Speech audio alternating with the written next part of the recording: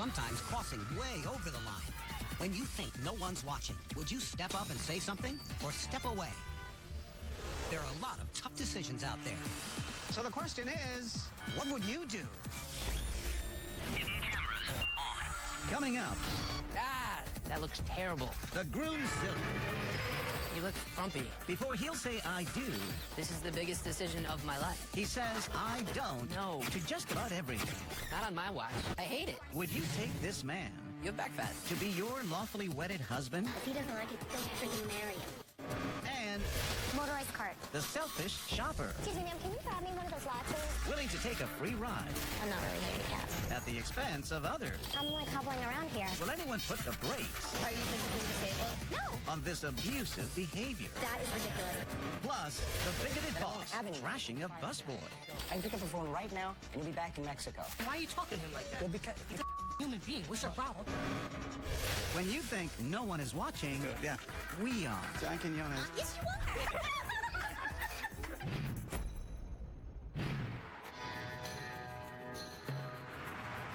His name is Juan, an immigrant from Mexico who's in this country illegally.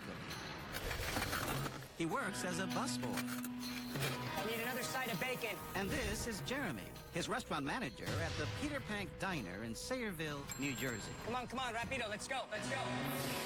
Illegal immigration. It's one of the most volatile political issues in the country today. Federal officials raided more than a dozen locations in a massive immigration bust Modern-day plantations.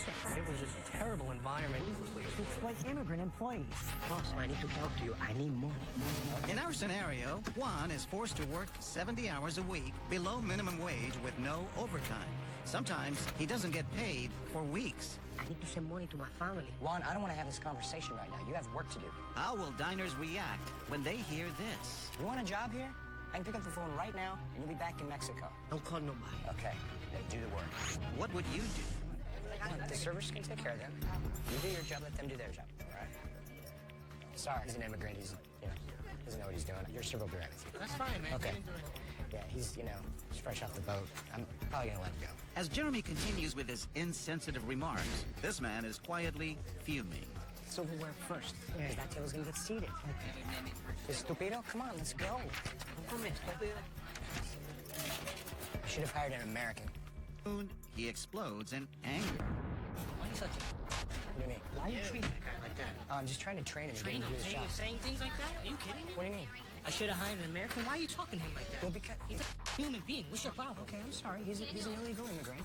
That's so you treat him like a piece of... Juan, say thank you to him. Go to him. And then he consoles our busboy. Listen, man, you don't have to take something like this and something like that, all right?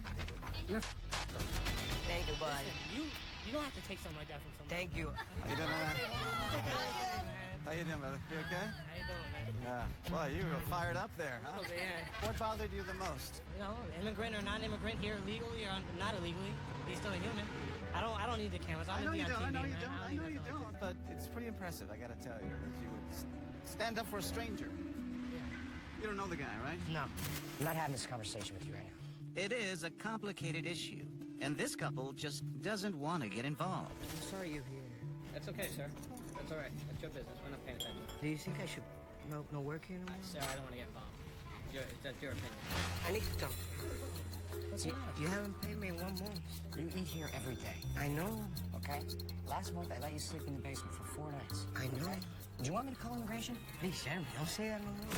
This man complains and tells our manager to handle his business in private. What's the matter? Come on, you're a professional. What's the matter? Why don't you handle this in the back? No, he's an illegal immigrant. Yeah, what he is. The way you're handling it is ridiculous. When you're belittling somebody in front of all your other customers, because other people around us are hearing the same thing, and they're like, what the hell's going on? I didn't realize I was so loud. I'm You sorry. need to phone away into another room, have those words with him. If he's an illegal alien, you shouldn't have him working here in the first place. We try it again, and this time we take it to the extreme. You got a problem. Jeremy actually fires Juan right in front of the customers. You need to pay me.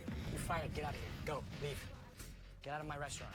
And you're not getting the last month's money. This woman is in such shock, she's compelled to react and tells the hostess it's the manager who's illegal. I can't believe he just said that.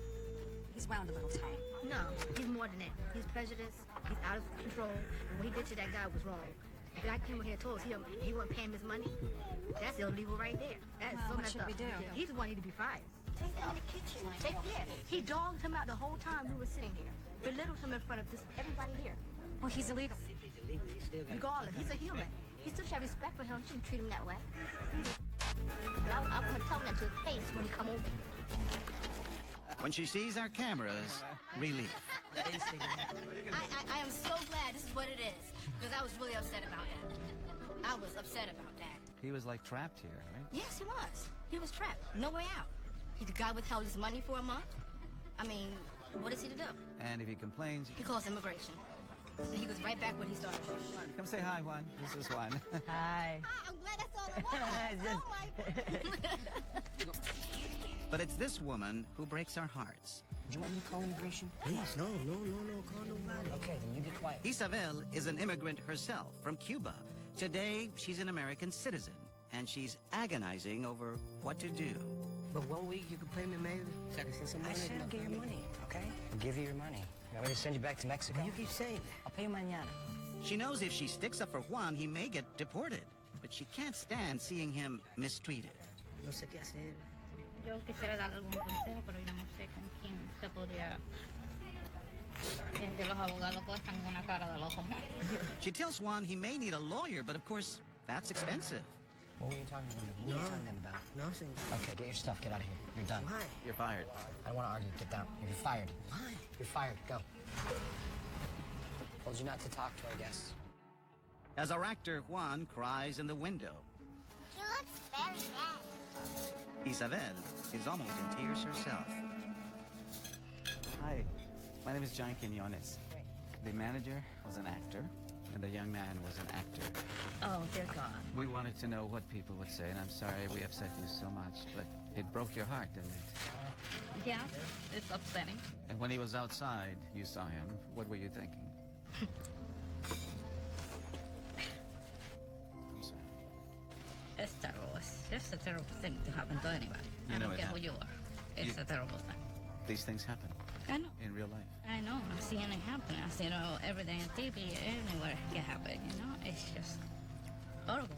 You feel helpless, like you can't help anybody. A helpless situation that millions of undocumented workers suffer alone.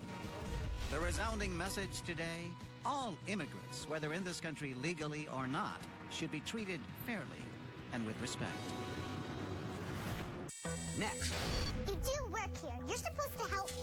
she's a pint-sized shopper You're getting paid to bring me clothes. with a gallon-sized attitude. Stuff is trash. Hell hath no fury Why do you even sell this? That's a demon. when What Would You Do returns. What Would You Do continues.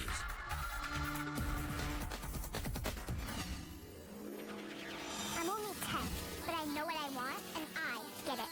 I have to be the best dressed girl in school. I'm looking for something cute. I told you that 1,000 times. What happens when this budding fashionista turns into a bossy, entitled drama queen? We're at Groove, a kids' clothing boutique in Westport, Connecticut. Stuff is trash. Nope. If you notice a bratty, entitled child There's nothing cute here. Do you hear me? yelling at a store worker, what would you do? Do you need some help? Do I need cute clothes? With Mom on the other side of the I shop, need to spend some money. You do work here. You're supposed to help me. little Ava bosses around Tracy, who's playing our store employee. Why do you even sell this? Stuff is trash. It's not trash, sweetie. Sure, it's not trash. This shopper watches Ava in action for a bit. I just want cute clothes. No one's gonna get me cute clothes. But then she's finally had enough. Because you're throwing things around like a little brat. We have money. We need to spend it. Money is gonna make you have a miserable life. Well, I need cute clothes. We can have Mom come out and say, were you yelling at my daughter? Were you yelling at my daughter? Yeah, I was. Because someone needs to discipline her. She's acting ridiculous. But now she's about to learn where Ava gets all that attitude. She was not acting ridiculous. Sure. What are you doing? I'm doing what she was doing. Is that acceptable to do in a store? Don't tell me how to discipline my I daughter. will because you're doing a job. Really? Yeah, you are. Oh, really? Yeah. We are spending a lot of money in this store. I don't care where you're spending money. I told my daughter to expect the best. I want the best. Oh my God. Like, you're spending a lot of money here? Who cares? Yeah. Nobody wants to deal with that. Like, that's unacceptable. And when Ava takes a parting shot at the sales clerk, Thanks for nothing. The customer isn't at all sad to see them go. No problem. Have a good day. That's a demon. You don't teach your children to talk to adults that way. I'm John Quinones with the TV show What Would You Do? Oh my god, you gotta be kidding me. You didn't like what you heard. No. And you made it clear to her. At that point, something needed to be done. When she started throwing things, I was like, you've got to be kidding me. Come say hi, Ava. Hi. Just pretend. Okay, thank God. Look at this junk she's showing me. Ava continues to spout her unbelievably rude lines. Lines we've, of course, told her to say. I'm used to good service. I'm just used to good service. Okay, let me... And many shoppers are just left stunned. I'm in shock. Your job is to put me some nice clothes, not ugly clothes. I just don't want to look like one of the poor kids. Don't take forever. I have to go to the nail salon right after this. What's the problem? The way she talks. What do you mean? Wow. What are you talking about? This next shopper, a mother herself, takes a calm, calculated approach when she directly confronts our pint-sized princess. I need bright colors, so don't give me dark colors. And I'm used to better servers than this. Would you buy this stuff? How old are you? 10. You 10? I think that's pretty cool for a 10-year-old. I think she's picking out some pretty nice stuff. A lot of the girls are getting this. I'm the popular girl at school. I'm supposed to look good. So get me something cute. The customer feels bad for our employee. I'm sorry, but pretty obnoxious. I'll come back on another day. So bad, she's leaving the store. How do we raise our kids not to feel so entitled? I'm always looking for opportunities to show them that they can help someone. You don't have the right to treat other people that way. It doesn't matter how much money you're putting out. I'm glad you spoke up. I mean, yeah, my heart's racing a little bit, yeah. I have a lot of money to spend. You need to show me nice stuff before we have to leave. Our final customer, Dream Rodan, enters the store. And at first, the mother of two boys doesn't know what to say. I don't want to look like one of the poor kids. But she lets her eyes do all the talking. And almost immediately, the shopper approaches our mother. Is that your daughter? Not being very pleasant to the lady that's holding her. Why? What happened? She's just saying some pretty harsh things. Like what? She didn't want to look like one of the poor kids, and that she wants this lady to bring her some very nice clothes. Okay, well, we're spending a lot of money here, so I think she So should does be... everybody else. Well, we're spending probably a lot more. Oh, so that's where she gets it from. I told my daughter, and she was raised to expect the best, and that's what we're getting. Are you serious? I can't believe this. What, does anybody hear this? Okay. I was raised differently, so I'm just going to say that you're inappropriate, and that's why your daughter's inappropriate. Tell her to mind her own business. Mind your own business, okay? I'm trying to, but your daughter's being extremely inappropriate and out of line. And clearly she's getting it from you. And if you could just be a little bit more compassionate and teach your daughter to be a little bit more compassionate, then this wouldn't have ever happened. And I'm sorry that you're hearing this right now. Because clearly your mother... Can you just hold it? Thank you. I'll be back later. She's finally so upset that she drops her items and leaves the store. Come over here. You all right? Oh my god, that's so funny. You weren't afraid of telling another mother how to raise her child? Well, I wasn't telling her how to raise her child. I don't think. I was just letting her know that her child's not being very nice to the lady that's trying to help her. And you never act better than someone else. Never. We're all equal. I'm not here to judge. I'm not here to put somebody else above or below. Nobody's better than me. Nobody's worse than me. We're all equal. We're just all climbing the same mountain, just on different sides. Coming up, she's found the dress of her dreams, but maybe she picked the wrong guy. No, that looks terrible. Ugh, really? He may be the groom, but Groomzilla is more like it. Stay with us. What Would You Do continues. The bride-to-be. I'll have a panina tournée dress and a crystal tiara. She's the queen of the wedding castle. We'll have pastel flowers and a vanilla bean cake with white fondant. Vanilla? Not on my watch. We're having chocolate. But what if the king comes in and takes the cake? These days, more and more grooms are crashing the party planning. We're at Kleinfeld Bridal in New York City, where every year more than 17,000 brides rendezvous with the dress of their dreams. What will Kleinfeld's customers do when they meet Groomzilla? No, that looks terrible. Ugh, really? Next. I hate it. But I love it. Well, it's my wedding too. Our groom is sitting next to another family waiting for their brides to model dresses. Is her fiance here? No, he's, at work, as he should be. He doesn't want to look at the wedding dresses? Well, our groom is different. Hi. And here comes his bride-to-be. This is definitely not it. Why? I like it. I like the lace. You look frumpy. Looks like you're out of the 1700s. This is the dress that I've always dreamed of. Well, I'm sorry, it's not gonna cut it. It's back to the dressing room for our bride. And for this woman, the beginning of an intervention. You understand why it's such a big deal, right? I do, but you're making yourself crazy. She couldn't even get the cake right the other day. Icing is all the wrong color. One thing is gonna go wrong, you know that. It cannot be perfect. It has to be, but why can't it be perfect? She's hoping this next dress will satisfy him.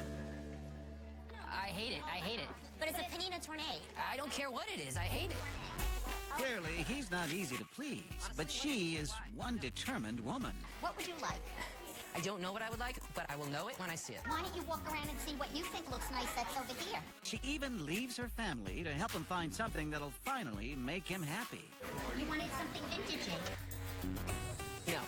I love that one. Babe, take that off right now and try the other one. I trust this woman. Maybe, just maybe, he'll say yes to this dress. This one's pretty. The dress is stunning. It's you. You're not stunning in it. This is the biggest decision of my life, and that is not stunning. Have children? That's the biggest decision. Your health, that's the biggest decision. Her being happy is the biggest decision. That's the most important thing. Everything else is lovely. I'm promising you. Fantastic. Good, yeah. John Quinones. Yes, you are! This is what would you do? Here is he. Where's Dan? The dress is gorgeous. It's beautiful. You made a good choice. He's just an actor. Oh, thank God. Tell her she's beautiful. You're beautiful.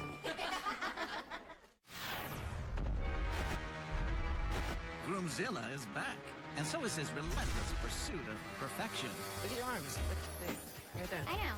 See I know, I'm working. 15 pounds. 3 spin classes a week, and I think maybe you fit in that dress. Okay. And now, guess who walks into our scene? The woman who created this dress. What's his name? Dan. Dan, nice to meet you. I'm Panina Tournée. Hi. Panina Tournée. Her gowns are Kleinfeld's bestsellers, known for their sexy corsets and dramatic price tags. This is the actual designer of the dress, and she does not know that we're here. Holy cow. The dress is beautiful, I don't think she can pull it off. This woman is amazing. She has a beautiful shape. For me, the designer of the dress. Yes. Please. Let me say my word. You absolutely do justice to my dress. We've been to amazing weddings in the last year, and this has to blow this out of the water. She will blow you know? everybody out of the water. The way she looks. And she doesn't stop there. I'm happy I'm not marrying you because I would die. Oh. No. What does that mean? I just don't understand why. Nobody sees it the way I see it. Groomzilla stomps away, Can I just come here? and our bride is surrounded by support. You're amazing. Beautiful. He wants it to be perfect. You can be perfect. You look absolutely amazing. It's more important to be perfect inside. Turns out her high-end designs come with down-to-earth advice. Hi there. Hi. I'm John Quinones. This is impossible. Husband-to-be is an actor. I was about to kill him later on. What do you say to someone like that? I think for people of that kind, being very straightforward and telling them what they are in their faces, I think can help them. Thankfully, he's not really a monster. She kind of joked and said, I'm glad I'm not marrying you. Yeah, and he's handsome. You know what it takes for me to say that? Throughout the day, our bride is comforted by kindred spirits. This whole experience for everyone is so extremely stressful. I've never fight with my fiance, and then we got engaged, and now we're like fighting. And it just happened. This woman tells him to go home. And some share their worries about the future. If he's like that now for a dress, what is he going to be like in 5 years? I didn't want to tell her that she should break up with him, but she should. I wanted to say that. Can't even believe you're serious about this. But no one intervenes quite like these women. But what's wrong with it? You have back fat. If you didn't have back fat, maybe all of these dresses would work. It's a waste of time. He leaves his bride in tears. And this fellow bride-to-be doesn't let her spend one moment alone. You look beautiful. I really mean that. You should listen to him. I know you love him, but it's, like, not right. Truthfully, you look really beautiful. I just want him to be happy. I know, you should make yourself happy. You shouldn't be crying. You shouldn't be feeling this way when you're trying on wedding dress. Her future mother-in-law goes one step further. You pick the dress you want to wear. Exactly. If he doesn't like it, don't friggin' marry him. Really? But now, our groom returns. You are not a nice person. Why are you interfering? If you were my husband, I would not be marrying you. You should like her even if she wears the pajamas to her wedding. Looks like Groomzilla finally met his match. I feel like I'm in a movie. Me too. You're not in a movie, but it's What Would You Do, the TV show. Oh my God. What was going through your mind? How we just wanted him to leave and her never, ever, ever to marry him. I couldn't believe it. And I'm sure things like this happen. Your advice to brides who are faced with this sort of thing? Say, see you later. And the advice to Groomzillas everywhere, don't let that monster in you stop your way back to single.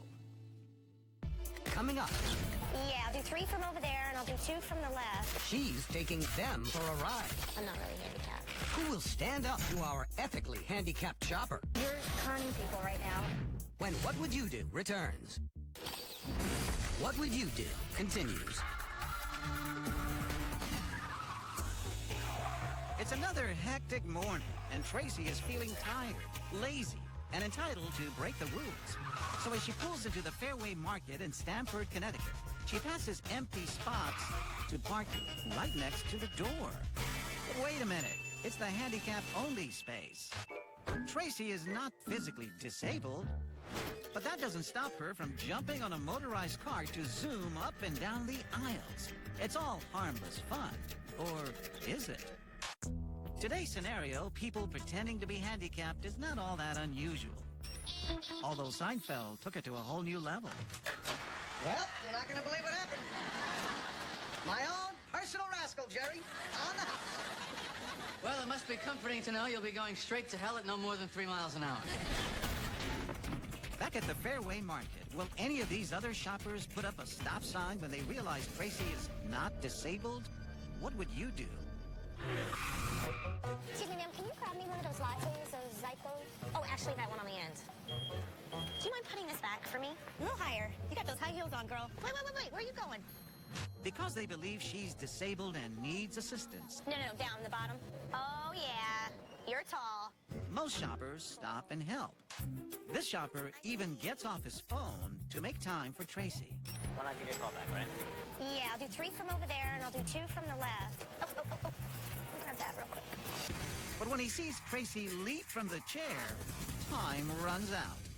I don't have too much time. Oh, you don't? So yeah, I'm getting a work partner in a second. Can you help me just put these back? And then one more. Throughout the day, there are all kinds of reactions to our scenario. Can I tell you a secret? Tracy confesses to this woman, I'm not really handicapped. but she doesn't seem to care. Put your leg right there. Some shoppers even try out the cart for a spin. Go that way. Whoa. Can you hurry up, please? Still others simply walk away. Hi, can you grab me something? Oh, let me grab some of this real quick. But then we meet this woman. When she sees Tracy stand up and walk, she just has to step up and talk. Hi, why? Because it's for the handicapped people who have problems getting around. You're perfectly fine getting up and getting it for yourself. Well, I just feel special. No, but now I'm feeling a little bad. Sure, get up and walk and stop following me. Now we raise the stakes by introducing our second actor, Elise. She plays the role of someone who could really use the motorized cart that Tracy is abusing. Elise is even wearing a brace and carrying a cane.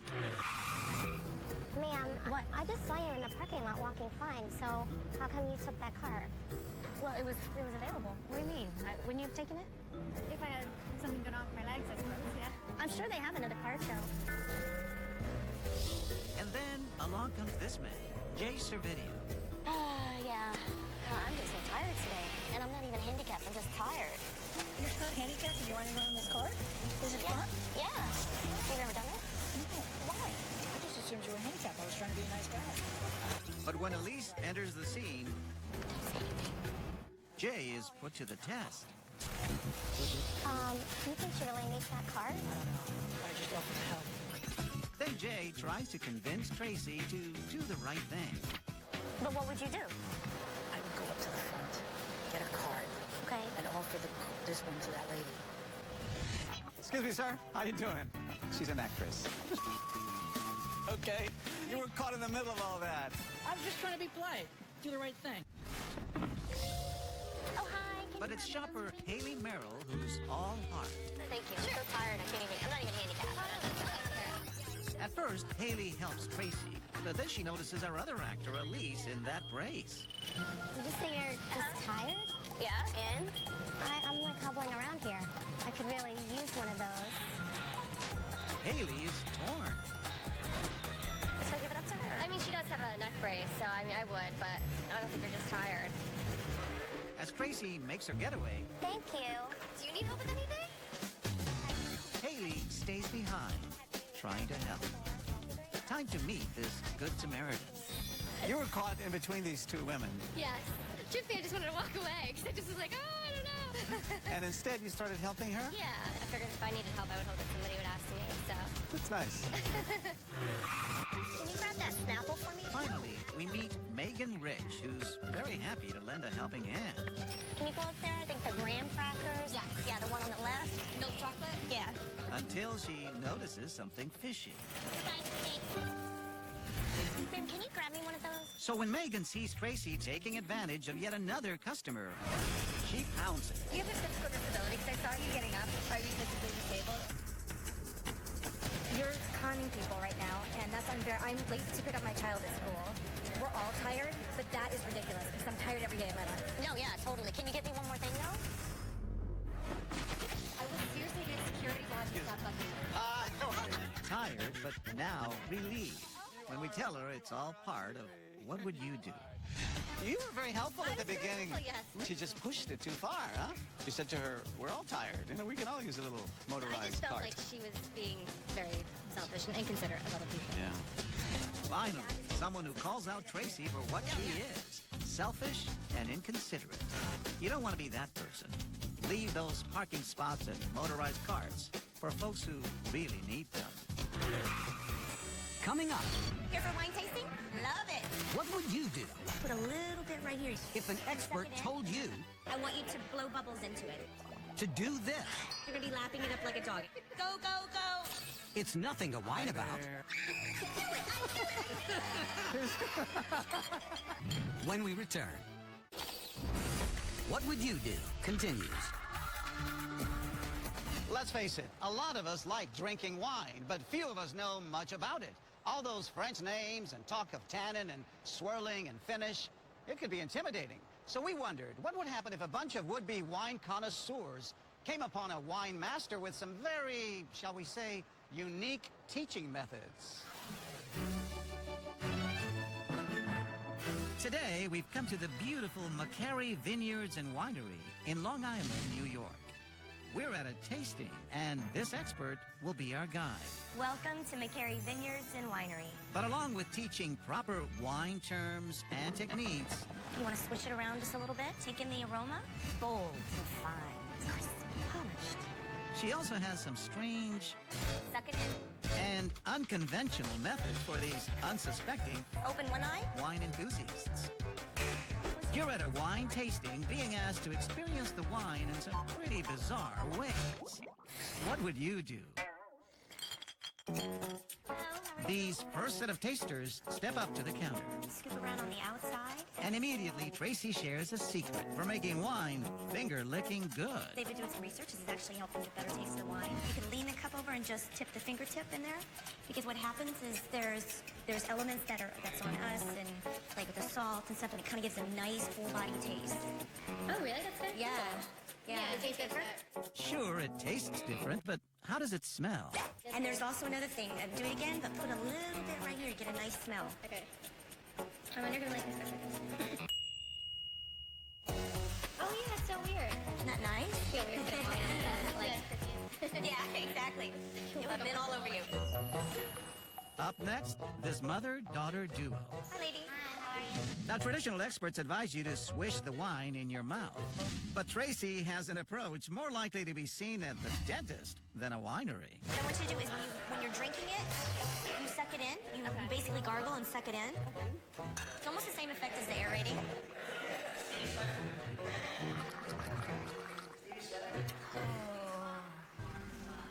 I told you, it seems weird, but you're by yourself. You're with your dog. Yeah. But you can do an O or an E, anything that opens your mouth. But you have to you gargle it. Put it in your mouth, like your whole mouth. Gargle. So try it and then swallow.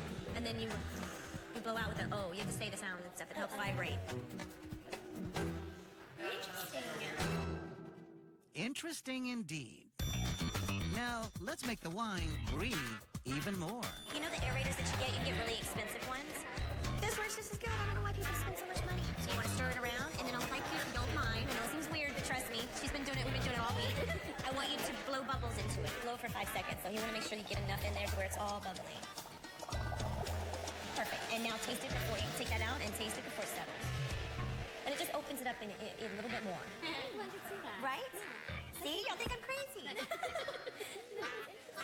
All those flavors are like a Puerto Rican mofongo, you know? Right. It's really good. Tastes like a what? Like a Puerto Rican mofongo. Time to blow the whistle on our wacky wine expert.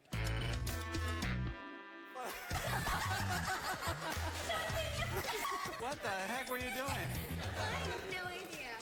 You're such a classy woman. You know wine, right? I don't know wine that well. I just knew that this is not what I was supposed to be doing. What is it about her that made you do this?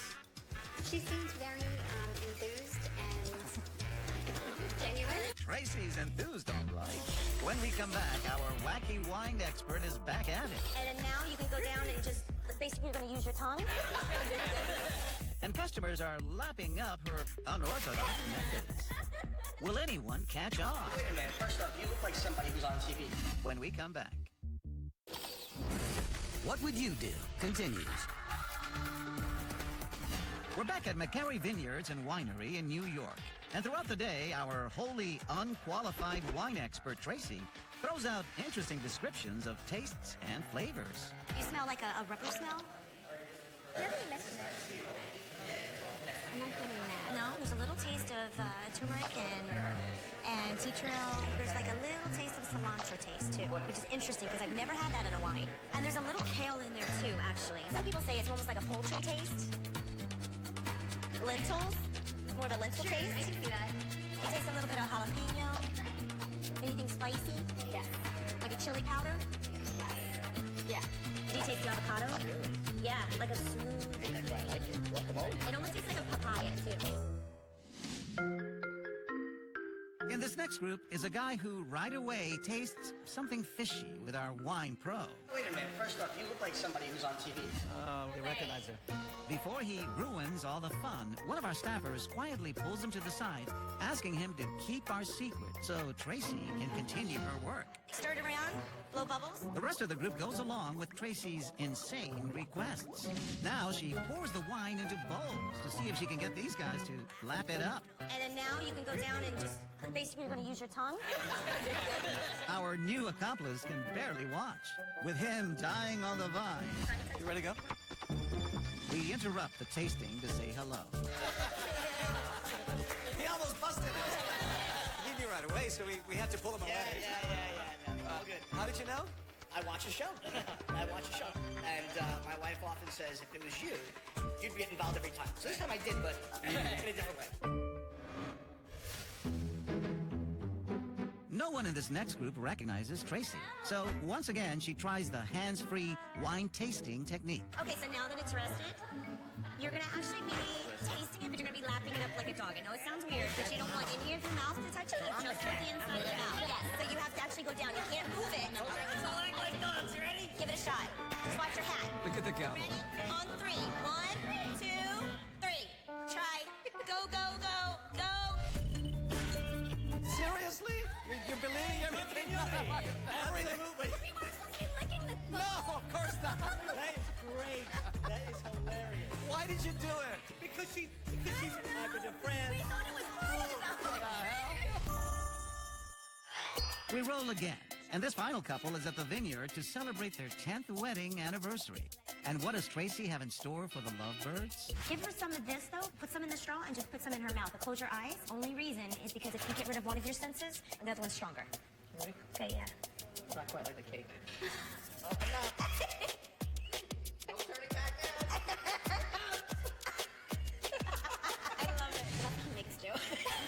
Good question. Before you do anything, I want you to just listen to it. Shh. Guys, I'm sorry. Can you be quiet for just a second?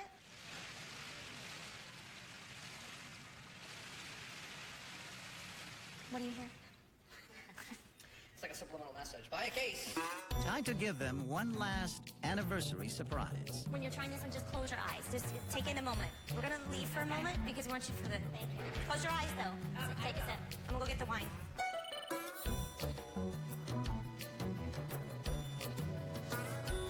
Hi there.